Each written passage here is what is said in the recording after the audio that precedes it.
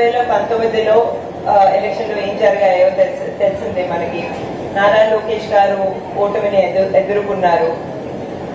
అప్పుడు చాలా మంది మా చుట్టూ ఉండే వాళ్ళు చెప్పారు, మళ్ళీ మంగళగిరి ఎందుకు, ఏమైనా సేఫ్ సీట్ చూసుకోవచ్చు కదా, వేరే దగ్గరికి వెళ్ళి కంటెస్ట్ చేయొచ్చు కదా, కుప్పంకి వెళ్ళొచ్చు కదా, హిందూపూర్కి వెళ్ళొచ్చు కదా, ఇటువంటి చోట్లకి వెళ్ళొచ్చు కదా అని. నారా లోకేష్ గారు బాగా పట్టుదలతో, లేదు మంగళగిరిలోనే ఉంటాను నేను, మంగళగిరి ప్రజలందరూ నా కుటుంబ సభ్యులు,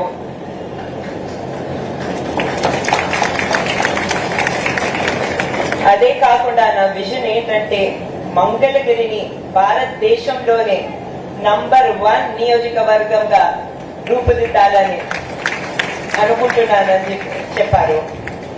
మీ అందరికి తెలిసిందే, గత 5 సంవత్సరాలుగా రాత్రి పగలు నారా లోకేష్ గారు మంగళగిరిలో ఎంత కష్టపడ్డారో, మహిళలకే కాకుండా మీ అందరికీ కాకుండా యువకులకి, వృద్ధులకు, ఇక్కడ కార్మికులకు చాలా కష్టపడ్డారు.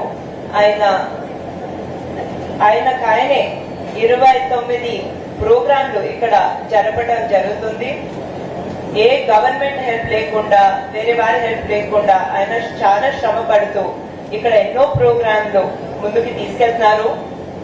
ఆ ప్రోగ్రాంల గురించి మాట్లాడాలంటే కొన్ని నూతన వధువరులకు పెళ్లి కానుక, దళితుల ఇళ్లలో పెళ్లికి తాలిబొట్టు అందించడం, స్త్రీ శక్తి గురించి మీ అందరికీ తెలుసు. అదే కాకుండా సంజీవిని హెల్త్ క్లినిక్స్ ద్వారా ఉచిత వైద్యం కూడా అందించడం జరుగుతుంది.